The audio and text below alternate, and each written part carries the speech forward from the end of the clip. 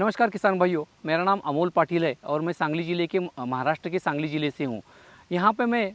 पिछले 12 सालों से गन्ने की खेती कर रहा हूँ और गन्ने की खेती में 1 एकड़ में 100 टन यानी 1000 क्विंटल की यहाँ पे उपज ले रहा हूँ। ये जो 1000 टन 1000 क्विंटल और 100 टन ये जो आंकड़े दिखते हैं, ये बहुत बड़े आंकड़े हैं और किसी भी गन्ना किसान के लिए ये माइलस्टोन से कम नहीं। मैं भी पहले जब खेती करने के लिए खेती करना शुरू कर दिया तो मेरे मन में भी ये विचार आ रहे थे कि 1000 क्विंटल यानी 100 टन कैसे निकालते हैं, कैसे निकालते किसान निकालते हैं वो कैसे निकालते हैं। इस हिसाब से मैंने थोड़ा सा स्टडी कर लिया उनके साथ चर्चा करके उनके फील्ड में क्या कैसे प्रैक्टिसेस करते हैं, उस हिसाब से उनसे जो चर्चा करके उसमें से 5 बातें मुझे बहुत ज़रूरी लगी कि जो किसान 1000 क्विंटल जो अपने गन्ने में फसल लेते हैं उनका मोस्टली क्या रहता है कि महाराष्ट्र में सांगली ज़िले और कोल्हापुर ज़िला में बहुत ही ज़्यादा आड़साली का प्लांटेशन, आड़साली सीज़न का प्लांटेशन होता है। यानी वो जो गन्ना रहता है लगभग 16 से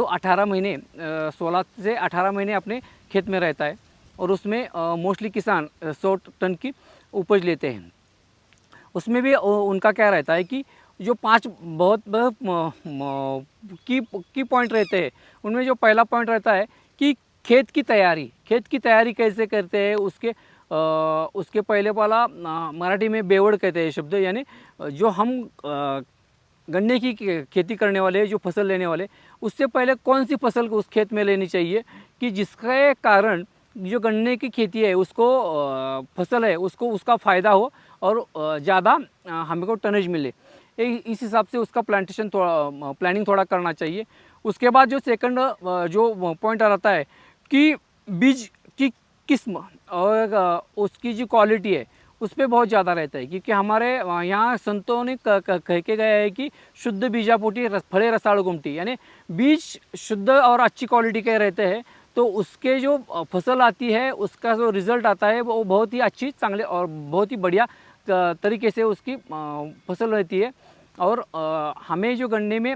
टनेज जो फाइनल करके जो हमको मिलना है, उत्पन्न निकलना है, उत्पादन निकलना है, वो बहुत बढ़िया निकल रहा है। इस हिसाब से वो दूसरा पॉइंट हो गया कि अच्छी किस्म के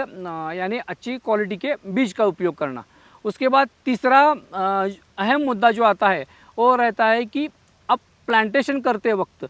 किस डिस्टेंस पे प्लांटेशन कर रहे हैं। अभी मैं जो 12-15 साल से खेती कर रहा हूँ, गन्ने की खेती कर रहा हूँ, उसमें चल के मुझको हमें ऐसा ये लगा कि जो आइडियल डिस्टेंस है गन्ने की खेती में वो 5 फीट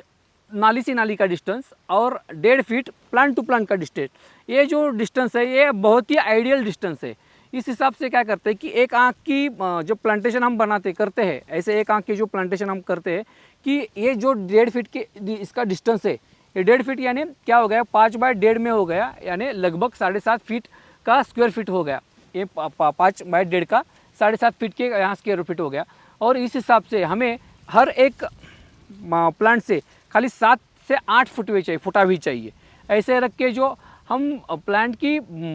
पॉपुलेशन है वो प्लांट पॉपुलेशन कंट्रोल करके रखेंगे तो उससे फ़ायदा ये हो जाएगा कि 1 एकड़ में लगभग 43,000 स्क्वायर फीट रहता है और जो हमारे एक स्क्वायर फीट में एक गन्ना, एक इस हिसाब से लगभग 43 से 40,000 के करीब हम जो प्लांट पॉपुलेशन रखते हैं तो एक गन्ने का वज़न 2.5 किलो के करीब हम जब ले जाएंगे तो लगभग जो हमारा 100 टन यानी 1000 क्विंटल का जो टारगेट है वो हम अचीव करने में लगभग सक्सेस हो जाते हैं। ये जो तीसरा पॉइंट हो गया प्लांटेशन की मेथड। चौथा पॉइंट हो गया जो हम रासायनिक खाद जो ज़मीन में देते हैं, ये रासायनिक खाद हम देते हैं वो हमको ज़मीन में नहीं देना है, ज़मीन को नहीं देना, हमारे जो प्लांट है प्लांट के रूट को हमको देना है। इस हिसाब से क्या करते हैं कि ऐसे छोटी ऐसी प्लांट के साइड में ऐसे डिस्टेंस बना के ऐसे थोड़ी सी कुदाली से चेर बना के इसमें रासायनिक खाद डालेंगे और ये जो मिट्टी है ऐसे ऐसा करेंगे 2-3 बार ऐसे करेंगे कि और एक तरीका है कि जो नाली रहता है नाली में ऐसे डायरेक्ट खाद देना और छोटी ये जो मिट्टी है ऐसे उसमें ढकेल देना, यानी कि इससे क्या फ़ायदा होगा कि हमको जो मिट्टी देनी है वो माती आड़ यानी ज़मीन माटी के बीच में देनी है, ऊपर फेंक के नहीं देने। फेंक देने से रासायनिक खाद इतने बहुत जो महंगा खाद हम लाते हैं वो वातावरण के संपर्क में आते से वो खराब हो जाता है, उड़ जाता है और वो हमारे प्लांट को ज़्यादा अवेलेबल नहीं होता। हम ऐसे जो हम खाद देना शुरू कर देंगे तो ये क्या होगा कि ज़मीन की आड़ यानी माती आड़ के हम खाद देना शुरू कर देंगे तो ये मैक्सिमम परसेंट जो खाद है वो हमारे प्लांट के रूट को मिलेगा और उससे फ़ायदा हमारे प्लांट को हो जाएगा। ये चौथा मुद्दा हो गया। ये इससे थोड़ा सा खर्चा बढ़ता है, लेकिन जो हम रासायनिक खाद जो देते हैं उसकी एक्टिविटी और अवेलेबिलिटी ज़्यादा बढ़ जाती है। इससे आगे जाके हमको हमारा खर्चा ही कम होना चाहता है। और उससे आगे जो पांचवा और आखिरी जो पॉइंट है उसमें क्या क्या रहता है कि प्लांट की पॉपुलेशन कंट्रोल करना और कीट और जो ये आते हैं डिसीज़ आते हैं उसका कंट्रोल करने के लिए इस पे स्प्रे लेना। और एक में आखिरी आती है कि हम जो मिट्टी चढ़ाते हैं मोस्टली हम यहाँ पे यानी कोल्हापुर, महाराष्ट्र, सांगली ये जो रीजन है वेस्टर्न महाराष्ट्र का, इसमें जो 100 टन के जो किसान हैं उनके मोस्टली हमारे यहाँ जो गन्ने को मिट्टी लगाने की जो प्रैक्टिसेस है वो बहुत ही सॉलिड रहती है। क्योंकि क्या हम जो यूपी और बाकी अदर किसानों की तरह हम गन्ने के ऊपर जाके बंधाई नहीं करते, हम ऐसे ही छोड़ देते। और हमारा गन्ना थोड़ा फार गिर भी जाता है, गिरता है लेकिन उखड़ के नहीं गिरता, खाली झुक जाता है। क्योंकि ऐसा क्यों होता है? क्योंकि हम जो मिट्टी लगाते हैं वो प्रॉपर अच्छी तरह से मिट्टी लगाते हैं कि